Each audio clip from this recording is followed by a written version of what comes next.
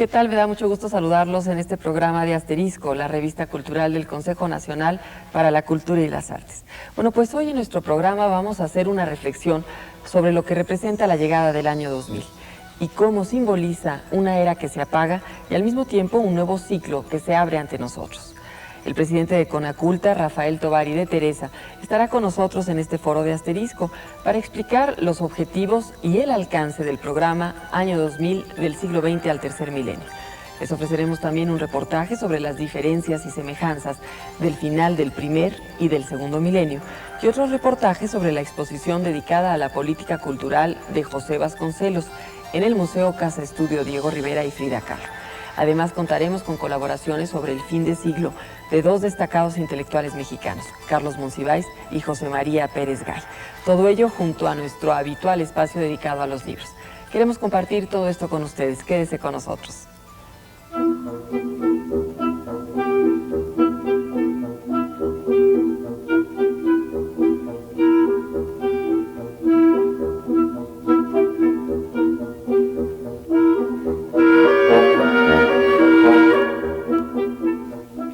La llegada del año 2000 representa en términos astronómicos que la Tierra le habrá dado 2000 veces la vuelta al Sol, tomando como referencia el nacimiento de Cristo.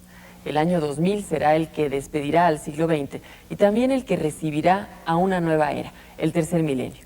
Tener la oportunidad de vivir en dos milenios distintos será motivo de celebración casi unánime para todos, pero también una ocasión propicia para reflexionar sobre qué es lo que le deparará a la humanidad el ciclo que comienza. Los invito a ver el siguiente reportaje sobre las diferencias y semejanzas entre el hombre del año 1000 y el del año 2000, y cuáles eran los temores de la sociedad medieval y cuáles son los de nuestro tiempo. 10 siglos nos separan de los hombres que vivieron al final del primer milenio de nuestra era, en plena Edad Media. ¿Qué cosas han cambiado desde entonces hasta ahora? Casi todas en apariencia. Imaginemos la vida que llevaríamos si estuviéramos, por ejemplo, en la Europa del año 946. Nos moriríamos de frío en invierno y de calor en verano. Los medios de comunicación a nuestro alcance se limitarían al caballo y las palomas mensajeras y a una navegación apenas incipiente. Nuestra visión del mundo sería muy limitada, sin periódicos, sin radio, sin televisión. Los únicos libros a nuestra disposición serían manuscritos a falta de imprentas. Difícilmente contaríamos con alimentos frescos y la vida media de los hombres y mujeres se vería sensiblemente reducida. Solo unas cuantas instituciones de entonces han sobrevivido hasta nuestros días. La Iglesia, la monarquía y los gremios, germen de los actuales sindicatos. No obstante, a través de una visión más detenida, podemos encontrar importantes similitudes con nuestros antepasados de hace 10 siglos. Esta reflexión está contenida en el libro Año 1000, Año 2000, La huella de nuestros miedos, del historiador francés Georges Duby. Este autor ha hallado destacables semejanzas precisamente en los temores que acosaban a los hombres de hace un milenio y los de nuestro tiempo, y en algunos casos encuentra que el origen de los miedos modernos se remonta a la Edad Media. Un ejemplo de ello es lo que Duby denomina el miedo a la miseria, un tipo de temor muy extendido en nuestros días, principalmente en las sociedades occidentales desarrolladas. Georges Duby destaca que la inmensa mayoría de la población medieval europea vivía temiendo continuamente el mañana y en medio de una pobreza extrema. Los campesinos escarbaban la tierra con arados provistos de una reja de madera endurecida al fuego, como en África. Por cada grano que se sembraba, se contentaban con cosechar 2,5. El rendimiento de la tierra era ridículamente débil. Resultaba sumamente difícil conseguir pan. Conviene imaginar a esos hombres y esas mujeres vestidos en gran parte con pieles de animales y no mejor alimentados que en tiempos neolíticos. No obstante, Duby sí encuentra una diferencia relevante. No se puede hablar de auténtica miseria porque las relaciones de solidaridad y de fraternidad hacían posible que se redistribuyera la escasa riqueza. No existía la espantosa soledad del miserable que vemos en nuestros días. Otra semejanza reside en lo que el historiador francés denomina el miedo al otro, que no es otra cosa que el rechazo que se siente casi inconscientemente ante una cultura diferente a la propia. El hombre de la Edad Media vivía aterrado ante la posibilidad de que su tierra fuera invadida por la fuerza por otro grupo social. Temor presente en nuestro fin de siglo, encarnado en el miedo de las sociedades desarrolladas a los inmigrantes, a los que ven con recelo y desconfianza, pues temen que les quiten sus puestos de trabajo. El racismo ya existía hace 1000 años. Los judíos vivían en barrios aparte del resto de la comunidad, con lo que aparecieron los primeros guetos. En el siglo XIII los obligaron a diferenciarse de los demás por el vestido y debían colocarse una insignia, asegura Duby. Uno de los miedos más atroces que acosaban a las comunidades medievales era el miedo a las epidemias. La peste asoló Europa, cobrándose miles y miles de vidas. Los hombres y mujeres de principios del segundo milenio morían como moscas, acosados por un mal que solo podían explicarse como un castigo divino frente a sus pecados. La lepra se consideraba como propia de la perversión sexual. Se producían entonces airadas reacciones que aislaban a los enfermos, un fenómeno muy semejante a lo que ocurre hoy en día con los enfermos de SIDA. Al igual que entonces, la desesperanza se apodera de nosotros y el miedo a los contagios hace que modifiquemos nuestra conducta normal. George Duby hace referencia también a otro tipo de temor vigente hace 1000 años y ahora, el miedo a la violencia, y apunta a otro miedo compartido, el miedo al más allá. En su opinión, el hombre del año 1000 y el del año 2000 tienen en común un sentimiento de impotencia ante el destino. Pero mientras que la sociedad medieval, más que a la muerte, temía al juicio, al castigo del más allá, a los tormentos del infierno, el hombre de nuestro tiempo teme a las tinieblas, a lo desconocido, tal vez por la pérdida del sentimiento religioso. Lo que veo sobre todo, afirma Duby, es que el materialismo no satisface a la inmensa mayoría de la gente. Está en busca de algo más. Nos da mucho gusto recibir aquí en el estudio de Asterisco a Rafael Tovar y de Teresa. Rafael, muchas gracias por estar con nosotros. No necesitas presentación. Es el presidente del Consejo Nacional para la Cultura y las Artes. Y bueno, recientemente el Gobierno de México presentó lo que será un programa muy amplio y ambicioso de festejos y actividades para celebrar lo que va a ser la llegada del año 2000. Se llama Año 2000 del siglo XX al tercer milenio. Nos gustaría si nos pudieras explicar por qué estos 3 grandes temas que dan origen a todas las actividades que se van a celebrar: identidad, unidad y esperanza.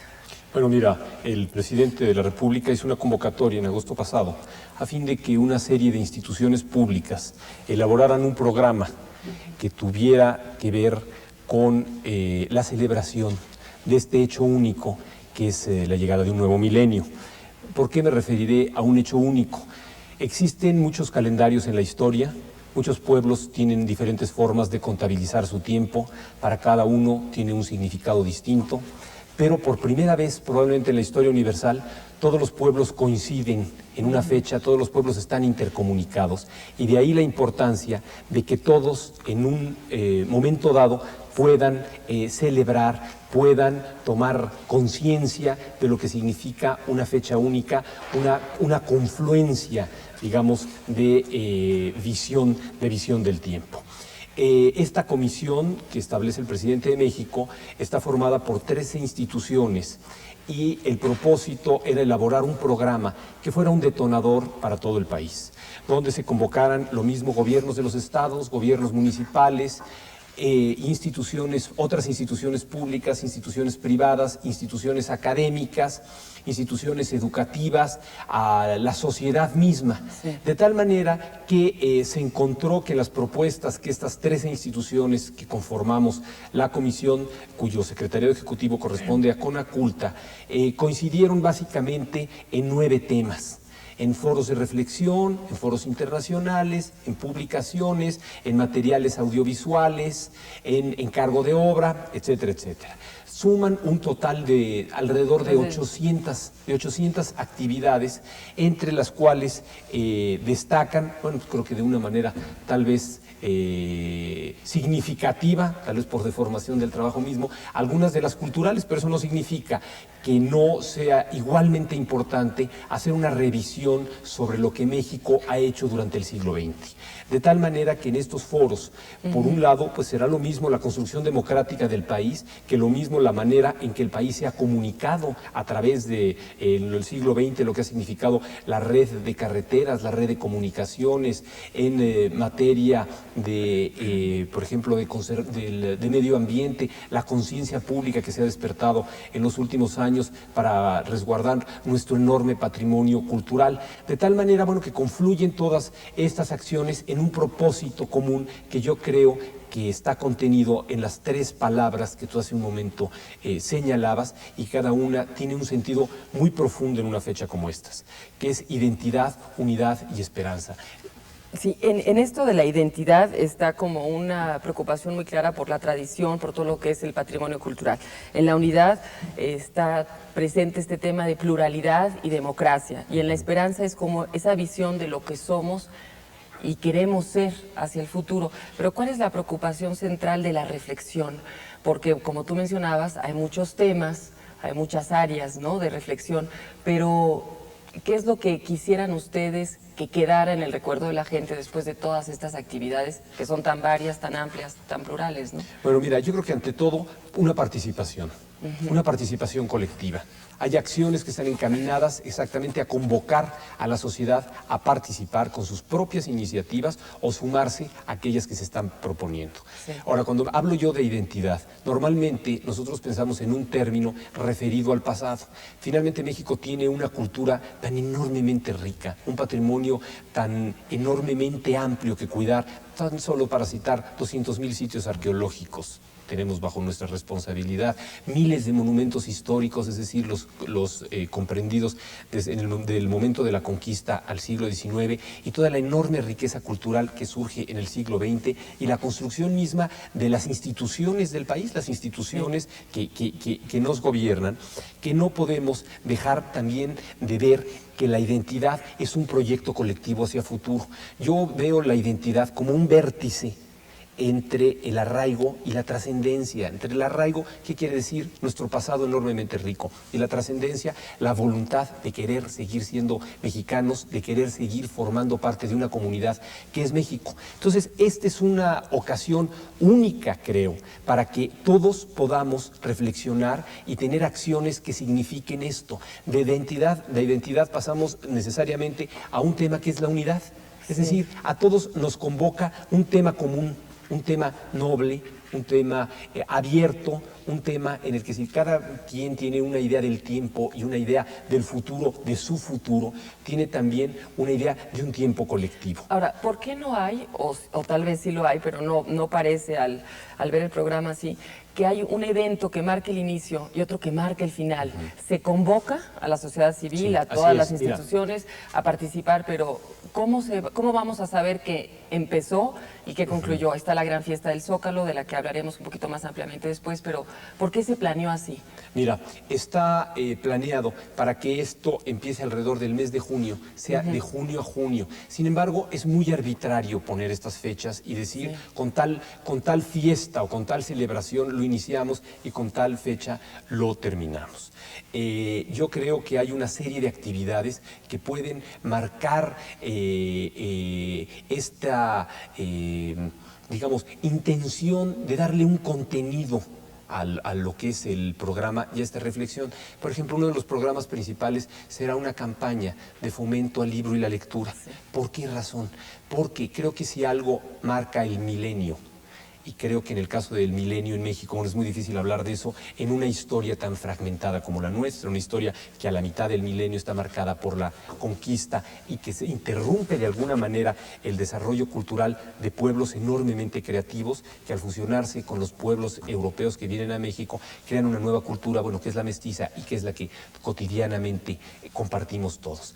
Pero cuando quiero decir el libro marca el milenio y concretamente a partir del siglo XVI con la aparición de la imprenta, pues es la forma tradicional en la que se transmite la cultura, la que se transmite la información. Frente al final del siglo, en el que vemos que la informática ocupa un lugar único, ¿cómo se sigue uno comunicando a través de la informática? A través de la palabra escrita. Entonces, ¿qué mejor oportunidad que revalorar? Yo creo que algo que ha estado muy arraigado en la sociedad mexicana, que es la lectura, y de tal manera que las escuelas tendrán un programa reforzado para esto y se denominará al año lectivo 1999-2000 el año de la lectura. Yo creo que este podrá ser también uno de los momentos en los que podremos decir que se inicia esta reflexión y estas fiestas en torno al año 2000. Si te parece, vamos a seguir conversando de todo lo que es este amplio programa después de una pausa.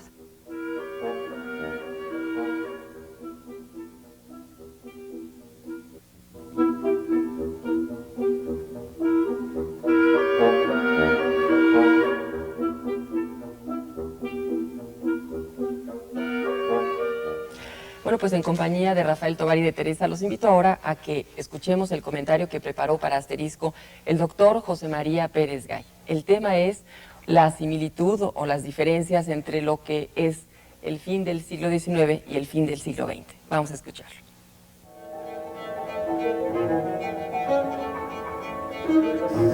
Las semejanzas y las diferencias que pueden existir entre el final del siglo XIX y el principio del siglo XX, si lo comparamos con el final del siglo XX y el principio del siglo XXI, son varias y algunas muy sugerentes. No hay que olvidar que el siglo XIX termina y principia el siglo XX en una época de paz. El mundo conoció en esa época realmente quizá la última larga época de paz que vivió antes de 1914. En Europa los imperios habían decidido la alianza de la paz, el imperio de los Romanov, el imperio austrohúngaro, el imperio alemán, Francia e Inglaterra, las naciones, los estados-nación vivían en un periodo de tranquilidad y los Estados Unidos de Norteamérica emergían como una potencia nacional. No fue sino hasta 1914 y paradójicamente se dio en la región que hoy conmociona al mundo, los Balcanes. El siglo XX comienza en Sarajevo, se ha dicho, y termina en Sarajevo. Ahora había que agregar, no termina en Sarajevo, sino termina en Kosovo. La región de los Balcanes marca el principio del siglo XX y el final del siglo XX. Esas serían las semejanzas. Las diferencias sería que el mundo hoy vive lo que tanto se ha dicho que es el periodo de la mundialización y de la globalización. Apenas tenemos una noticia de lo que fue una guerra tan sangrienta como la guerra entre Japón y Rusia en 1905. No existían los medios masivos ni los medios electrónicos que nos dieran noticia de eso. Hoy, todos los días estamos enterados paso a paso del bombardeo de la OTAN, de qué es lo que se bombardea en Novi Sad o en Belgrado, así como estuvimos perfectamente bien enterados de cuáles fueron las acciones militares en Vietnam en los años de 1966 a 1972. Esto nos lleva también a la reflexión inevitable. de si no ha sido una coincidencia y una trágica paradoja que comience en Sarajevo el siglo y termine ahí mismo en esa región, en Kosovo. Me parece que no es tanto una sorpresa que en esa región se escondan hoy y se manifiesten después algunas de las contradicciones más radicales de nuestro siglo. El concepto y la idea de la limpieza étnica, la agresiva política de Slobodan Milošević, la limpieza étnica que se hizo en 1992 en Sarajevo, no hablan sino de lo que ha sido el lado oscuro del siglo, el siglo de la intolerancia, de la crueldad y del exterminio. El final del siglo XX amenaza también con ser un final de grandes discusiones acerca de si la soberanía, el Estado Nacional y las ideas de independencia y autonomía han pasado mejor vida, y si estamos hablando ahora de contextos postnacionales, si el Estado-Nación todavía tiene algún sentido o alguna razón de ser. Estas son las grandes incógnitas que va preparando la llegada del siglo XXI. Así como eran grandes incógnitas al comienzo de este siglo, al finales del XIX y el comienzo de este siglo, qué iba a ser el destino de los imperios. Los imperios terminaron muy tarde en Europa, los imperios terminan en 1914, en Asia siguieron todavía un buen trecho, pero la emergencia de los estados-nación en pleno siglo XX es quizás el momento definitivo en donde la evolución política, social y económica logra cristalizarse de una manera, digamos, casi hegemónica.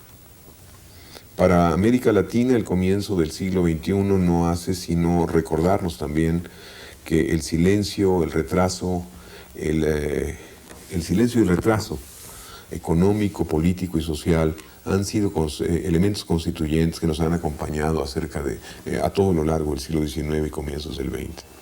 Sin embargo, hay 2 o 3 puntos que van a dirimirse en la agenda de lo que podemos llamar sería los comienzos del siglo XXI.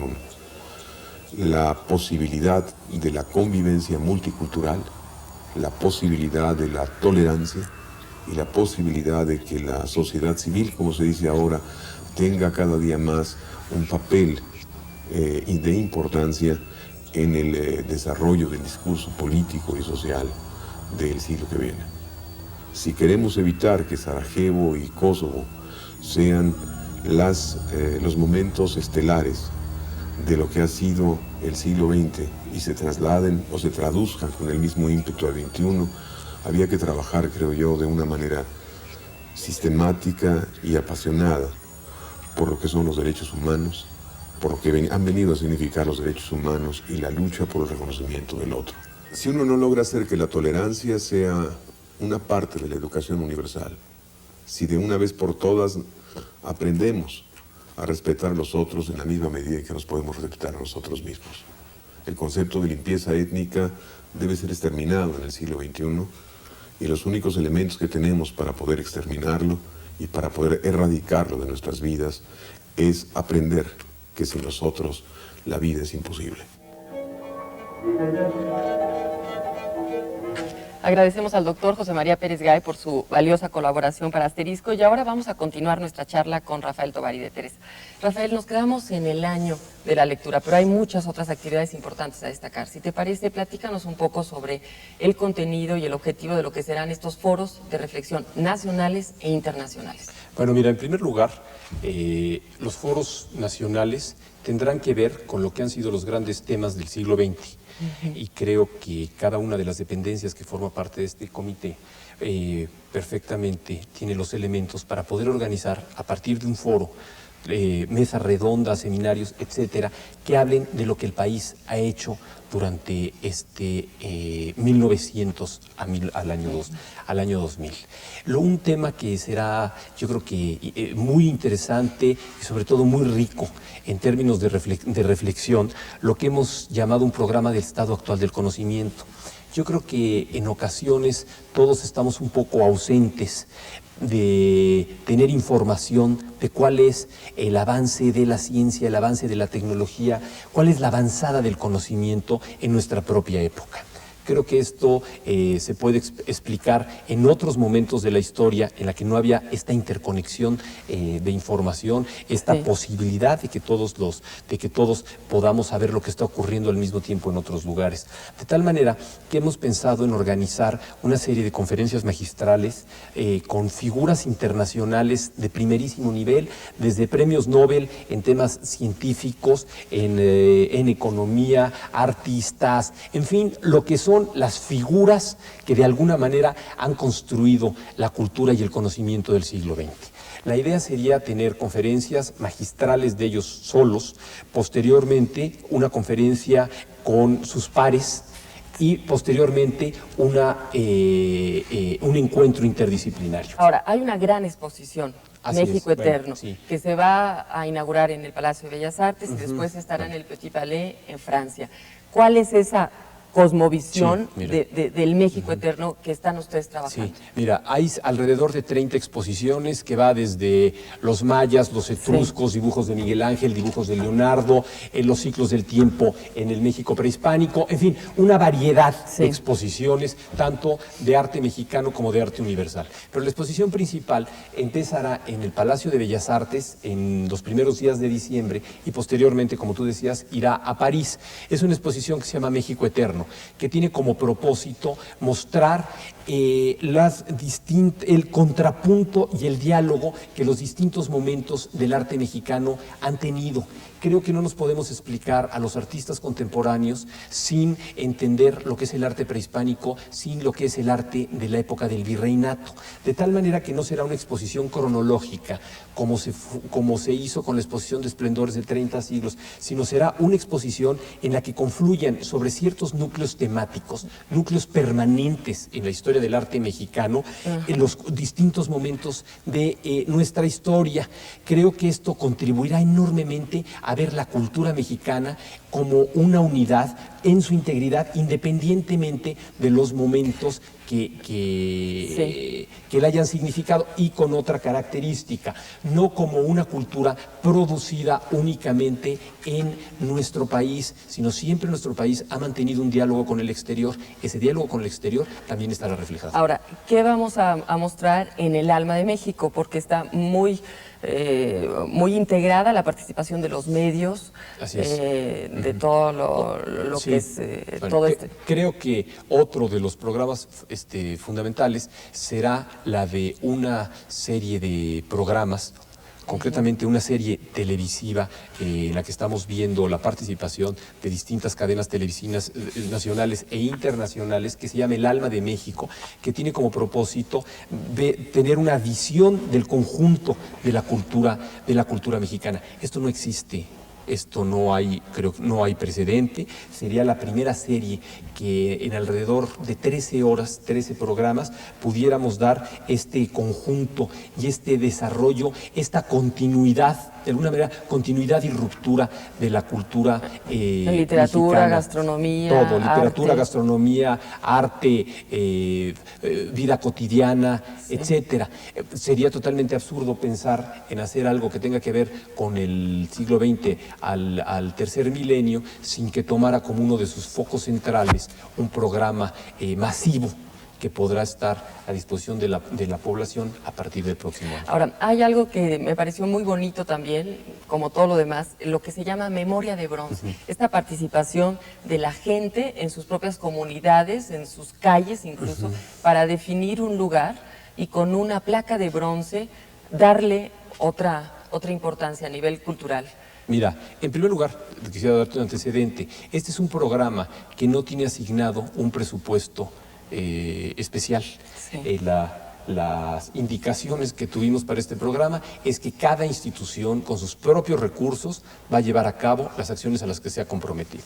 Entonces hemos tenido que hacer un esfuerzo de imaginación para hacer cosas que estén dentro de nuestro propio programa de trabajo, pero con el sello del tercer milenio. La idea será también el 31 de diciembre hacer una gran fiesta en el Zócalo, que se enlace con otros países para ver qué es lo que está ocurriendo, cómo están recibiendo en otras sociedades la llegada del año 2000, cómo están recibiendo otras ciudades de nuestro país, y de tal manera por los medios electrónicos podamos estar conectados, de tal manera que se instalarán en el Zócalo pantallas gigantes donde habrá tanto esto como eventos artísticos previamente grabados. Si tú pones espectáculos en vivo frente a la inmensidad del Zócalo, cuando asisten decenas de miles de personas, cualquier espectáculo se vuelve pequeño. Entonces tenemos que hacer uso de los materiales multimedia, de lo que la tecnología nos ofrece, para realmente hacer una fiesta de participación. No pretende este 31 de diciembre ser un acto cultural en estricto sentido. Tiene un significado cultural, pero ante todo será una fiesta en la que todos, codo a codo, estaremos celebrando la llegada de un nuevo milenio, nuevo año, y no lo califico esto porque esto es parte de una discusión científica si empieza en 2000 o 2001. Sin embargo, te haré una anotación. Creo que hay una convención ya internacional, de alguna manera todos los países se están preparando para recibir el siglo XXI en el año 2000. Pero no sigo adelante porque si no esto crea una gran polémica. Hablando de las convocatorias, Rafael, ¿qué tiene que ser la gente común y corriente, pues que no trabaja en alguna secretaría, en alguna organización o asociación civil, para participar, si tiene proyectos, si quiere colaborar de alguna manera, independientemente de lo que ya se canalice a través de los gobiernos de los estados, los municipios, etcétera? Acaban de aparecer dos convocatorias, una para lo que es el emblema de lo que será Tercer Milenio, y segundo, una rúbrica musical. ¿Por qué? Porque estaremos pasando en las televisiones, en las distintas cadenas televisivas, spots que tengan que ver con la riqueza cultural de México y con esta reflexión de identidad, unidad y esperanza. Bueno, que tengan un señalamiento musical, hay una convocatoria pública para eso, e igualmente para lo que es el logotipo, el emblema que signifique esto. Y un punto importante, cuando decía que hay que ver qué acciones les podemos dar nosotros este sentido, yo te podría decir, bueno, lo más fácil es hacer construcciones, es hacer edificios, monumentos. Bueno, pero creo que ahorita el país tiene otras prioridades. Por eso nosotros nos enfocaremos hacia un punto central. Creo que más allá que ponernos a construir nuevos museos, por ejemplo, que cuestan millones y millones de pesos, qué mejor ocasión que tener en las mejores condiciones aquellos museos que son emblemáticos de nuestra cultura. De tal manera que entramos a un proceso general de renovación del Museo Nacional de Antropología. En segundo lugar, del Castillo de Chapultepec, y en tercer lugar, del MUNAL, el Museo Nacional de Arte, que ahora, con los espacios que deja Telecomunicaciones, se convertirá, pues yo creo que en uno de los museos más importantes del país, un museo donde se podrá ver el arte mexicano, la continuidad del arte mexicano, desde lo prehispánico hasta lo contemporáneo, hasta la obra creada en los años 80, 90, y esto estará listo precisamente para el año 2000. Estas son 3 obras a las cuales te podría yo sumar muchas que en toda la República se van a llevar a cabo, desde los conventos de la zona mixteca en Oaxaca hasta museos regionales en algunas grandes capitales del país, hasta estos 3 grandes proyectos que te acabo de mencionar. Sí, pues es amplísimo, como decíamos al principio de la entrevista, más de 800 actividades y seguramente lo que siga surgiendo, ¿verdad? Rafael, pues te agradecemos mucho que hayas estado con nosotros aquí en Asterisco. Gracias por tus comentarios y por tan amplia explicación, y pues nos queda más que invitar a la gente, ¿verdad?, a que participe en esta gran fiesta que ya dio inicio. Y si te parece, ahora te quiero invitar junto al resto del público para que veamos el siguiente reportaje. Es sobre el Museo Casa Estudio Diego Rivera y es una colaboración de nuestra compañera Patricia Vega. Vamos a verlo. Todo comenzó con la fotografía de un acto en Chapultepec, en la que vemos a Diego Rivera junto a José Vasconcelos. Dicha imagen, que hasta ahora había permanecido inédita, pertenece al acervo del Museo Casa Estudio Diego Rivera Frida Kahlo, y fue el pivote que impulsó a su directora, Blanca Garduño, a encabezar un equipo de investigadores que dedicaron 2 años a rastrear la relación entre Diego Rivera y la labor educativa, cultural y artística promovida por José Vasconcelos en los años 20. El proyecto fue creciendo y el resultado es la exposición Misiones Culturales, Los años utópicos 1920-1938, en la que se exhiben 150 piezas entre óleos, grabados, dibujos, acuarelas, esculturas, carteles, fotografías de época, documentos, caricaturas y publicaciones realizadas en ese periodo. La lista de autores reunidos la encabezan Diego Rivera, Leopoldo Méndez, Fermín Revueltas, Lola Cueto, Ramón Alba de la Canal, Jesús Guerrero Galván, Guillermo Ruiz, Enrique A. Ugarte, Pedro Rendón, Ernesto García Cabral, Fernando Gamboa, Ángel Ramírez y Jesús Rivera, entre otros. Es Blanca Garduño quien nos habla de una faceta poco conocida de Diego Rivera, la de misionero cultural. Por supuesto que se había analizado la Secretaría de Educación Pública como el arranque del muralismo. Sabemos que inicia en San Ildefonso, pero ahí todavía las ideas de educación para todo el pueblo no están plasmadas. Realmente toman forma a partir de la Secretaría de Educación Pública. Dentro de este gran proyecto educativo, Vasconcelos planea que lleguen todos los libros populares, los clásicos, de alguna manera a todo el pueblo. Entonces arma un gran proyecto editorial que funciona para niños, hombres y mujeres. Aparte de que él le da salida a su propio proyecto personal. Pero de esta suerte se publican pues desde Platón, los grandes pensadores griegos, el Ulises criollo, quiere que le llegue la educación a todo el pueblo y hace unas ediciones muy populares para que todos los maestros puedan llevar estos libros a las misiones en donde van a impartir educación. Por supuesto que Rivera ilustra 14 libros y nunca se había hablado de la participación de Rivera.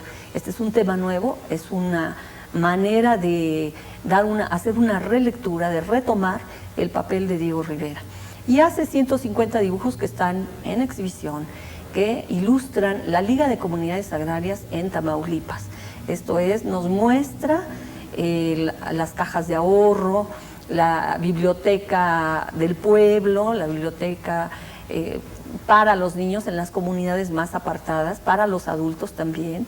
Y aparte de haberlo hecho masivamente en los murales, porque Diego es masivo y no deja un espacio libre, pinta cualquier rincón, en cualquier rincón puedes encontrar toda una obra de arte. También muy listo, va al micro dibujo, pero en la macro difusión, porque los libros se hacen en tirajes muy altos para que lleguen a toda la República.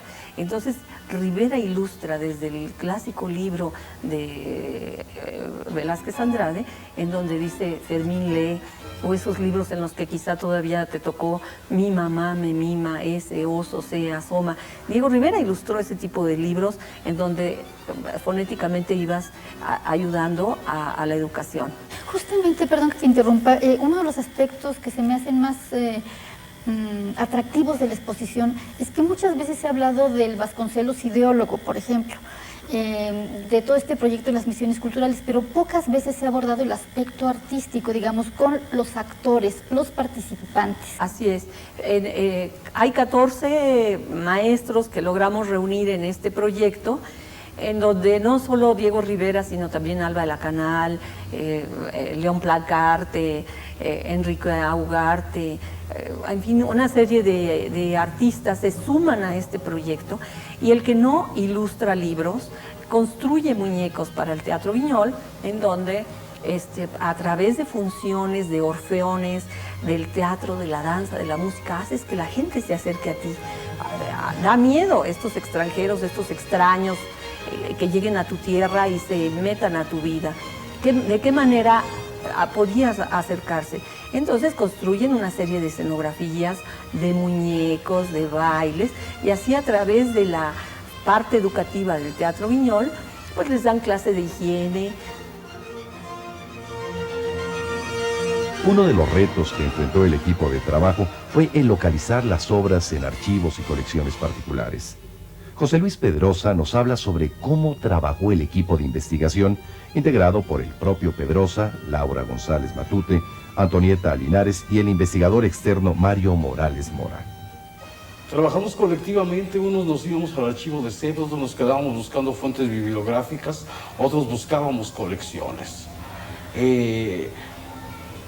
No hay materiales profusos sobre misiones culturales. Fue una labor que incomprensiblemente se ha relegado al olvido. Hay pocos coleccionistas de obra, los archivos de la Secretaría de Educación Pública no están en un momento en que puedan ser consultados. Fue una labor de ir desenterrando, casi de investigación arqueológica, a pesar de que estamos a 70 años de las misiones culturales. Fue un trabajo colectivo de coordinación constante. Finalmente, el historiador Mario Morales Mora, quien fue el investigador principal de este proyecto, nos habla del concepto de misión y utopía en el proyecto educativo ideado por José Vasconcelos.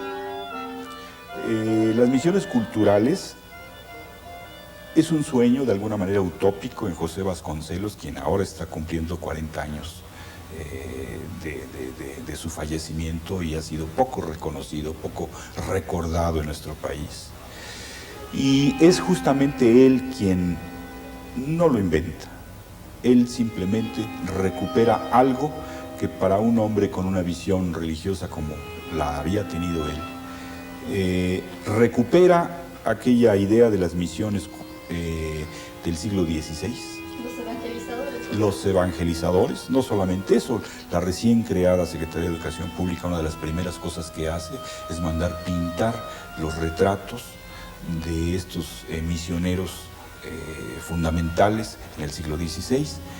Y esta idea de las misiones para Vasconcelos, y creo que para toda su generación, tiene un símbolo fundamental. Es la utopía que jugaron aquellos misioneros en querer evangelizar a una nación recién descubierta en el siglo XVI, y él, a su juicio y a juicio de toda esta generación, terminada la Revolución Mexicana, en medio de aquel baño de sangre, en medio de aquella situación exánime nacional, ve la necesidad de reavivar una utopía.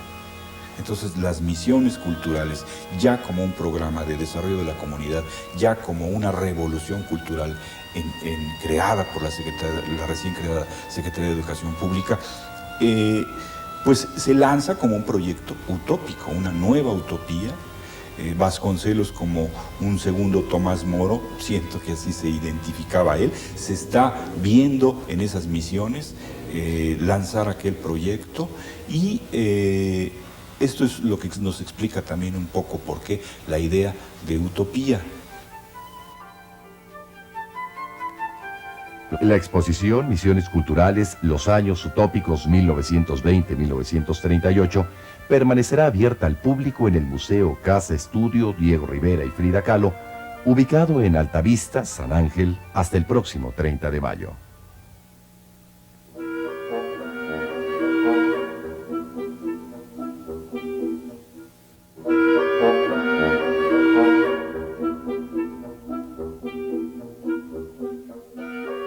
Estamos de vuelta y ahora tengo el gusto de presentarles la colaboración que sobre los milenarismos desautorizados preparó para ustedes Carlos Monsiváis, periodista, escritor y creador emérito del Sistema Nacional de Creadores. Entre sus libros publicados se encuentran Los narradores ante el público, a ustedes les consta, y Nuevo Catecismo para indios remisos. Vamos a escucharlo. ¿Cuáles son los milenarismos desautorizados en relación a todo este estrépito del año 2000? En principio todos. El milenarismo, con su creencia dogmática y fetichista en el poderío de una cifra para reconstituir o terminar al género humano, es simplemente un disparate más de los muchos que nos habitan. Por otra parte, el milenarismo ha probado a lo largo de muchos siglos su fuerza psíquica y el poder que tiene para arrebatar, incendiar, determinar las mentalidades. Todo lo que vemos ahora del llamado esoterismo, y el esoterismo cubre también gran parte de las religiones oficiales, todo esto tiene que ver con el milenarismo. Algo pasará en el 2000, las computadoras nos llevarán al vacío, la humanidad se enfrentará muy probablemente al principio de su extinción. Tendremos momentos en que los embotellamientos harán que los carros naufraguen para siempre, etcétera, etcétera. Estamos viviendo un momento muy presidido al mismo tiempo por el fetichismo, por este poderío milenarista y por el sarcasmo que ya no abandonará jamás a las personas, en un momento en que la ironía y la creencia fanática coinciden. No se puede ser un creyente fanático sin encontrar al mismo tiempo un ironista que contemple la situación. ¿Qué pasa ahora con el milenarismo? Todo se multiplica y las personas, y con legítimo derecho, creen en lo que antes se hubiese considerado simplemente disparates, pero esas personas tienen también la posibilidad de creer disparates, lo que piensan los incrédulos o lo que sustentan los que profesan otras creencias. ¿Qué es el milenarismo hoy?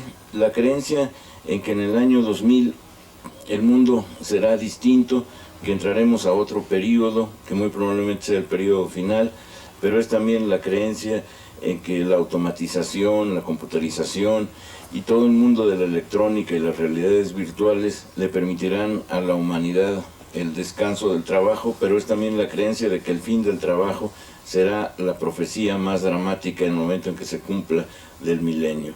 ¿A dónde desemboca todo esto? A la idea de que lo que antes se llamaba la racionalidad está sustentada simplemente en la ironía con que se ve la marcha precipitada de todas las creencias hacia el abismo de la ridiculez, o la marcha precipitada de todas las creencias al cielo de su cumplimiento.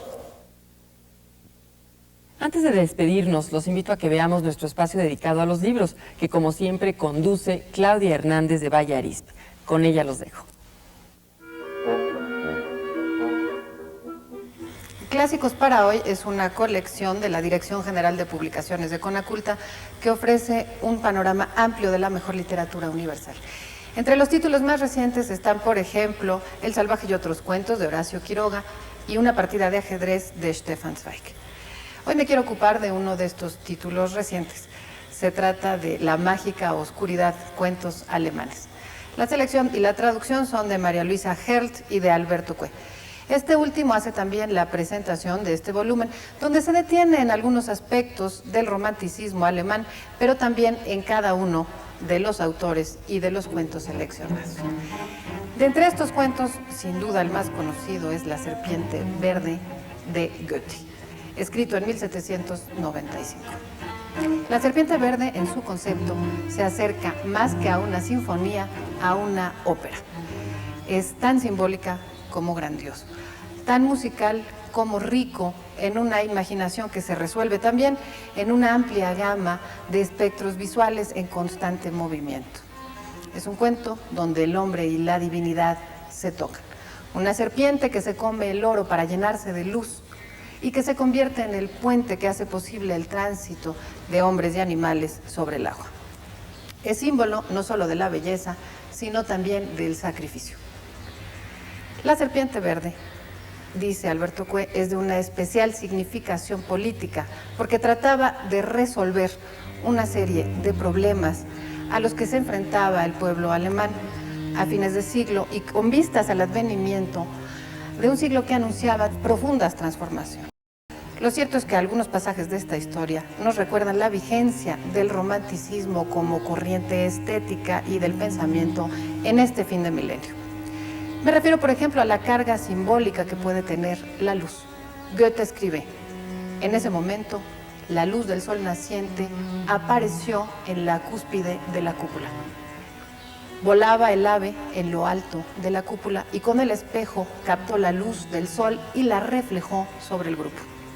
Es difícil al leer esto no pensar en algo recientísimo, en la reinauguración del edificio del Reichstag, la nueva sede del Parlamento en Berlín, que está estrenando ahora una cúpula transparente justamente para que deje pasar la luz, para que ilumine a los que están trabajando allí. Una luz que simboliza sobre las curules la claridad, la transparencia que persigue el Estado alemán para su democracia. La mágica oscuridad es un libro que incluye además otros 6 cuentos. todos espléndidos. Entre ellos, El encuentro inesperado de Johann Peter Hebel, breve y hermosísimo, así como Los elfos de Ludwig Tieck, uno de los escritores románticos alemanes más conocidos. Se trata de un viaje por el exotismo, por el paisaje, por el simbolismo y los contrastes plenos del romanticismo. Este libro que se inserta en ese romanticismo que como corriente fecundó todos los grandes movimientos artísticos del siglo XIX y del siglo XX. El realismo, el simbolismo, el surrealismo y por supuesto el existencialismo también. Por otra parte, no quiero dejar de mencionar los títulos también más recientes de otra colección del Conaculta. Se trata de Tercer Milenio, una colección de bolsillo y de amplia difusión que bajo el estilo de la doble página incorpora recuadros e ilustraciones pertinentes y que divulga temas de ciencia, tecnología, arte, literatura y sociedad, por ejemplo, bajo la perspectiva siempre del nuevo milenio. Algunos títulos son La herbolaria en México, de Javier Lozoya, La migración de los mexicas, de Federico Navarrete, Los volcanes, de Gloria Valek Valdés, y La eutanasia, de Arnoldo Kraus y Asunción Álvarez. Todos estos títulos son reveladores. Quizá el de La eutanasia sea el que más nos confronte como lectores con algunos problemas de nuestro tiempo. La negación de la muerte como un hecho natural, la imposibilidad de entenderla en este fin de siglo como lo que es, como lo que debe ser la culminación de una vida. Así termina nuestro programa de hoy, pero los invito para que nos acompañen también la próxima semana en un programa más de Asterisco, la revista cultural del Consejo Nacional para la Cultura y las Artes. Gracias pues por estar con nosotros y hasta entonces.